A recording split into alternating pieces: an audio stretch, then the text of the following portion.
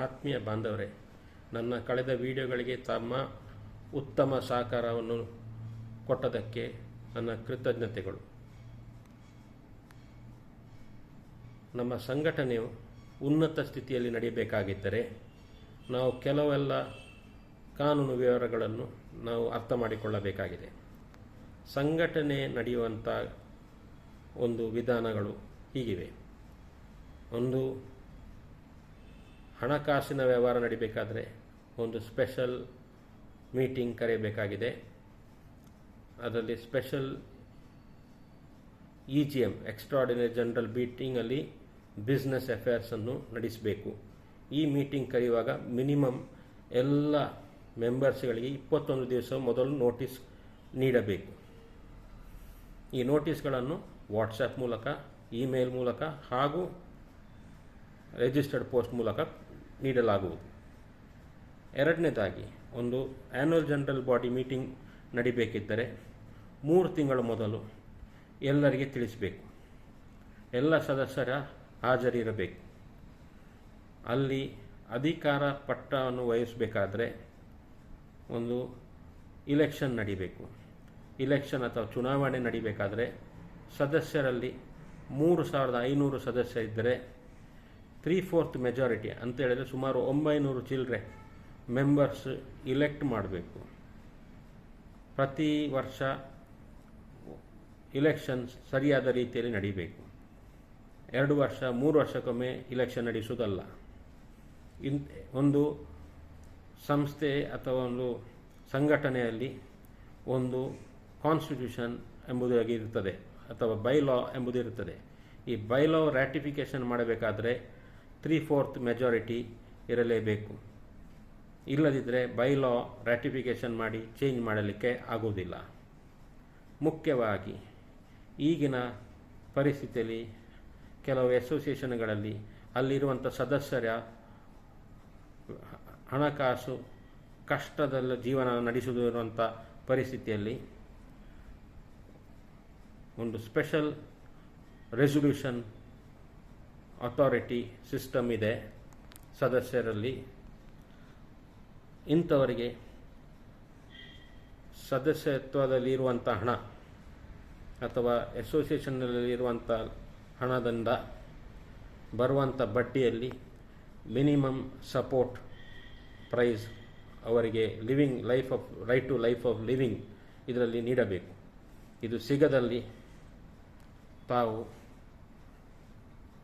RTA ಮೂಲಕ ಸಂಘಟನೆಯ ವಾಣಿಜ್ಯ ಪರಿಸ್ಥಿತಿಯನ್ನು ರೆಕಾರ್ಡ್ಸ್ಗಳನ್ನು ತಗೊಂಡು ನೀವು ಕ್ಲೇಮ್ ಮಾಡಬಹುದು.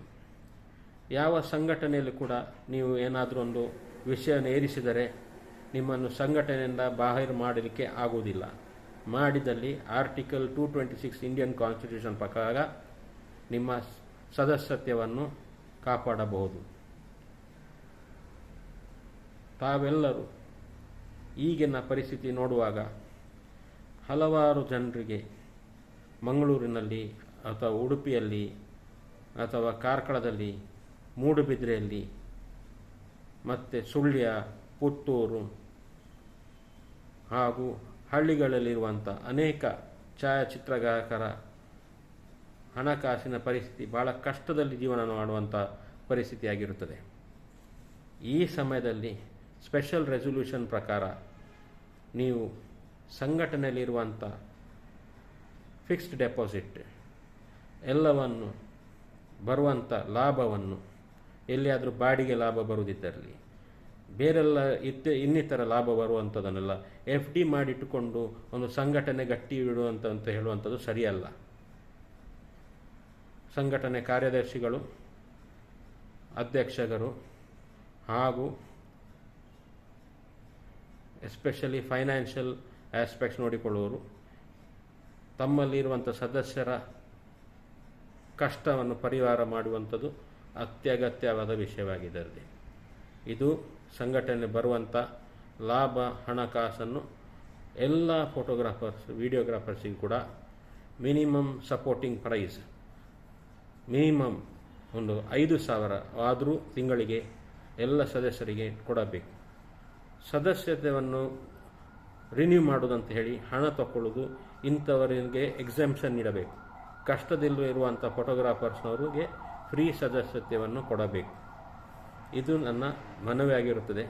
ಇದೆಲ್ಲರೂ ಸದಸ್ಯರು ಕೂಡ ಗಮನ ವಹಿಸಿಕೊಂಡು ಮುಂದಿನ ವಲಯದ ಮೀಟಿಂಗ್ನಲ್ಲಿ ಅಥವಾ ಮುಂದಿನ ಒಂದು ಯಾವ ಥರವಾದ ನಿಮ್ಮ ಮೀಟಿಂಗ್ನಲ್ಲಿ ಈ ವಿಷಯಗಳನ್ನು ಏರಿಸಿ ನಿಮ್ಮ ಹಕ್ಕನ್ನು ನೀವು ಪಡೆದುಕೊಳ್ಳಬೇಕು. ಇದು ಒಂದು ಜಾಣತನವಾದ ವಿಷಯ ಹಾಗೂ ನಿಮ್ಮ ಹಕ್ಕನ್ನು ನೀವು ಪಡೆದುಕೊಳ್ಳುವುದು ನಿಮ್ಮ ಪ್ರಪ್ರಥಮ ಹ್ಯೂಮನ್ ರೈಟ್ಸ್ ಆಗಿರುತ್ತದೆ. ಮುಂದಿನ ವಿವರಗಳಿಗೆ ಹಾಗೂ ಸಂಸ್ಥೆಯ ಕಾನ್ಸ್ಟಿಟ್ಯೂಷನ್ ಸದಸ್ಯತ್ವವಾದ ಬೆನಿಫಿಷಿಯಲ್ ರೈಟ್ಸ್ ಈ ವಿವರಗಳಿಗೆ ನನ್ನನ್ನು ನೀವು 63 69 19 79 33ರಲ್ಲಿ ಸಂಪರ್ಕಿಸಿರಿ.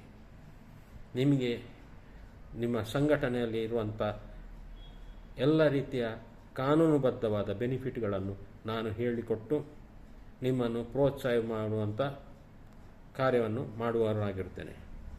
ಜೈ ಹಿಂದ್, ಜೈ ಕರ್ನಾಟಕ, ಜೈ ಭಾರತ.